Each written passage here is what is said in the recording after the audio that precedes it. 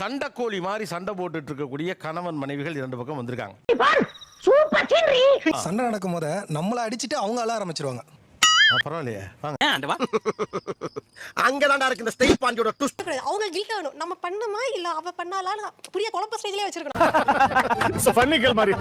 நான் இந்த இடத்துல கூட சண்டை போட்டுருக்கோம். ஹாஸ்பிடல் எப்படி சர்ஜரிலாம் முடிச்சிட்டு எனக்கு ரொம்ப த்ரோட் பெயின். அவங்க தான் அட்டெண்டரா இருக்காங்க. புரட்ட விட்டு நல்லா தூங்குறாங்க. கைப்புள்ள இன்னும் ஏன்டா முடிச்சிட்டு இருக்க? தூங்கு.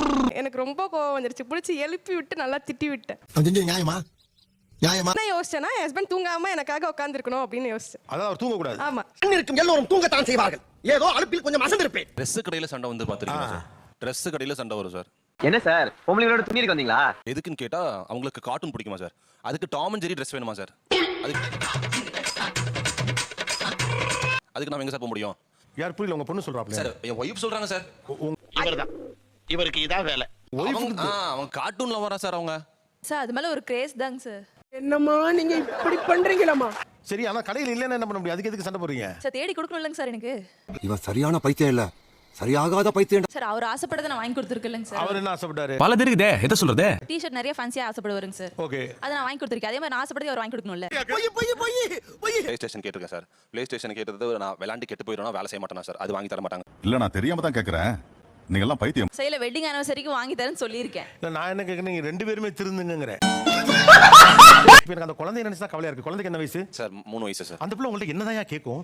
எப்படி சிக்கிரிக்கம் பாத்தியாப்பா?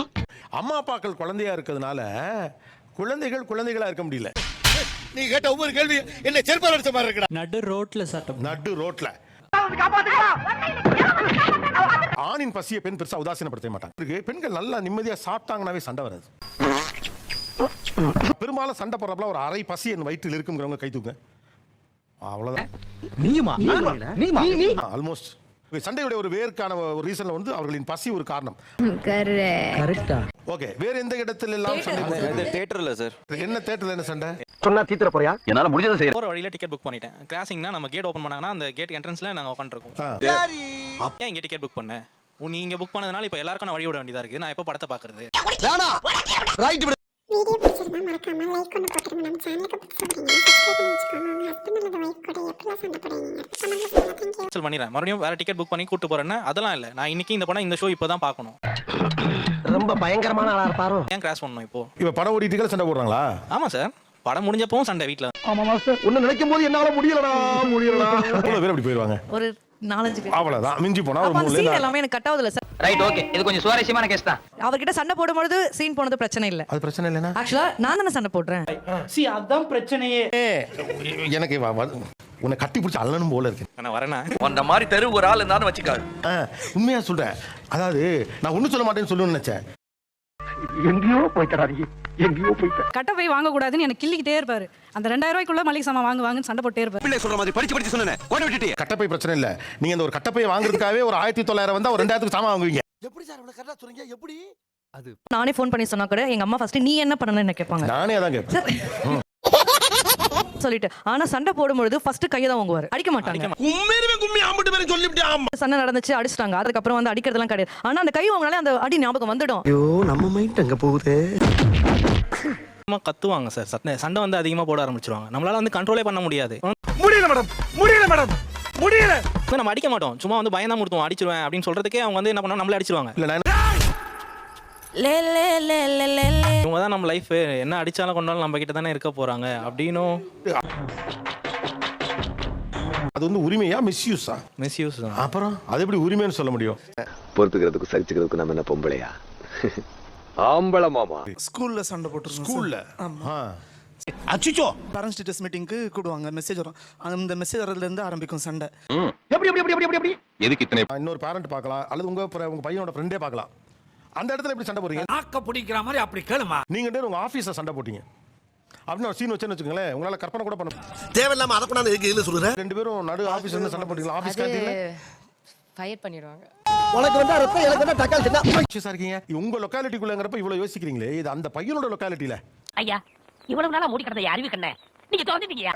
இந்த படத்தினுடைய கதாநாயகி, இந்த படத்தினுடைய தலைவன் தலைவி படத்தினுடைய கதாநாயகி அதெல்லாம் போதும். திண்டுக்கல் ரீட்டாவ வர சொல்லுங்க. நித்யா மேனன் அவர்கள். வெல்கம் நித்யா.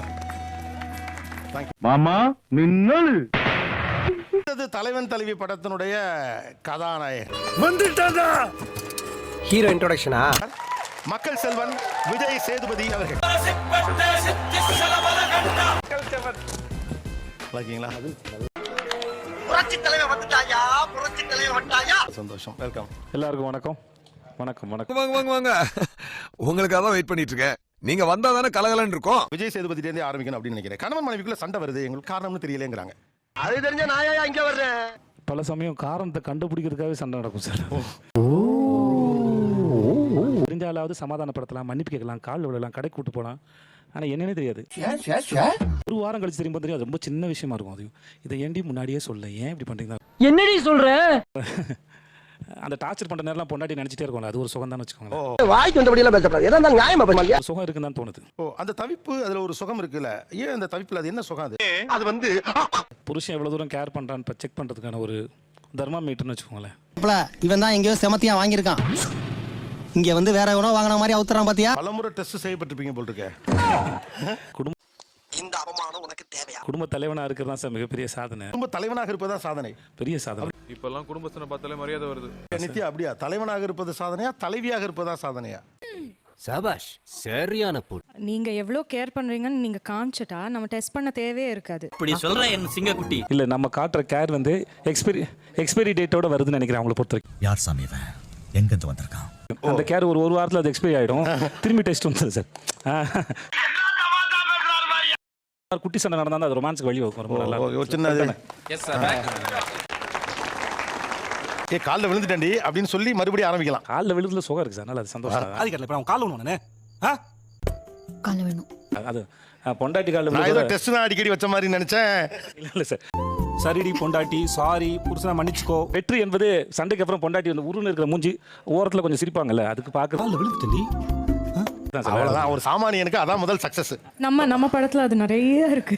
மார்க்கெட்டிங் சாமி, மார்க்கெட்டிங். ரெண்டு பேரும் ஒன்று பேசி, நீங்க பேசுறது எனக்கு கட்டுப்பா இருக்கு மேடம், நீங்க இப்படி சொல்றது எனக்கு கட்டுப்பா இருக்கு சார் அப்படின்னு சொல்லி. மேடம், நீங்க இந்த மாதிரி சாருன்னு சொல்லும்போது அப்படியே கடுப்பாகுது மேடம். எந்த அமைதியான சூழலையும் ஒரு குடும்பஸ்த வீட்டுல புயல் உருவாக்க முடியுங்கிறதுக்கு அது ஒரு காட்சி. என்ன பண்ணுவீங்க? நான் பார்த்த சண்டை முடியெல்லாம் பிடிச்சி இழுத்து உருளுவாங்கல்ல, அப்படி ஒரு சண்டை. நீங்க உங்க மனைவி, உங்க ரெண்டு பேருக்குள்ள நடந்த சண்டைகள்ல எப்போதுமே மறக்க முடியாத ஒரு சண்டை, ஒரு பக்கம் ஹாப்பியாவும் இருக்கும். ஏன் இதை உனக்கு சொல்லி ஆகணுமா? சொல்லுங்களேன். ஒரு படத்துல நடிக்கும் சொல்லுவார் சார், அப்படியே நானே பொண்டாட்டி போட அந்த மாதிரியே இருக்கு. சொல்றேம்மா, சொல்றேன். வீட்டுக்கு போனா திட்டம் ஒன்னில பைக்கில் அவங்க வேலை பார்த்துருந்தா அண்ணா நகர்ல. அப்போ என் பொண்ணு வயிற்றுல இருந்தா, மாசமா இருந்தா. ஆர்மி போட்டு டிராஃபிக் விட்டு எடுக்கும் டப்புன்னு வண்டியில் குதிச்சுட்டா. சரி சரி, அப்புறம் என்னாச்சு? நான் எதிர்பார்க்கவே இல்லை. அப்புறம் சரி, அங்கே வேற வழி இல்லை, ரோடு நல்லா சமாதானப்படுத்தி திரும்பிட்டு கூட்டு என்ன இழிச்ச வாய பாருங்க. பால் நிப்பாட்டி வயிற்றுல சத்தியம் பண்ணி இனிமேல் சினிமாக்கு ட்ரை பண்ண மாட்டேன்னு சொல்லிட்டு ஃபோட்டோலாம் கிழிச்சு போட்டுட்டு வீட்டுக்கு கூப்பிட்டு போயிட்டேன். திரும்பி வேற ஃபோட்டோ பிரிண்ட் போட்டு ஒரு நாள் நைட்டு வீட்டில் சண்டை, அடுத்த நாள் காலையில் புது வீடு பார்த்து குடி போயிட்டாங்க. என்ன அப்படியா? நம்பலையா? அப்படி இல்ல. சண்டை போட்டு கூட ஒரு ரெக்ரெட் இருந்துட்டே இருக்கும்ல, அந்த மாதிரி ஒரு ரெக்ரெட் சண்டைங்கிறது விஜய் சேதுபதிக்கு அது. Good question. இது பொது மேடையில் சொல்லாம தெரியல, ஒரு முறை கழுத்து பிடிச்ச அப்படியே சோத்துல வச்சுட்டேன் நான். அப்படி என்னங்க பிரச்சனை? ஐயோ நான் ரொம்ப ரெக்ரெட் பண்ணேன். நான் என்னவா இருந்தாலும் கை வச்சிருக்க கூடாதுன்னு வந்தது. இப்ப கோவமா இருக்க, நான் அப்புறமா வந்து மீட் பண்றேன். மேலே கை வைக்க ரொம்ப பெரிய தப்புன்னு சொல்லி அப்படியே உடனே அப்பயே மன்னிப்பு கேட்டேன். 5 நிமிஷம் கூட இருக்காது, கொடுத்து மண்ணு தருப்புரிய வேணும் ஆண்டவரே டீச்சர். உடனே மன்னிப்பு கேட்டேன். அதுக்கப்புறம் நான் எப்பயுமே வந்து அதுக்காக நான் ரொம்ப ஃபீல் பண்ணியிருக்கேன். இதை போய் பெருசா நினைச்சு ஃபீல் பண்ணிக்கிட்டு ஒரு ஸ்டேஜ் மேலே வாழ்க்கை மெல்ல புரியுது. இது எல்லார் வீட்லையும் இது சாதாரண நிகழக்கூடிய, நீ மேல கதையை சொல்லு. எல்லார் வாழ்க்கையும் சாதாரண நிகழக்கூடிய ஒரு விஷயத்தை தான் நம்ம எல்லாரும் அனுபவிச்சுட்டே இருக்கணும்னு தோணுது.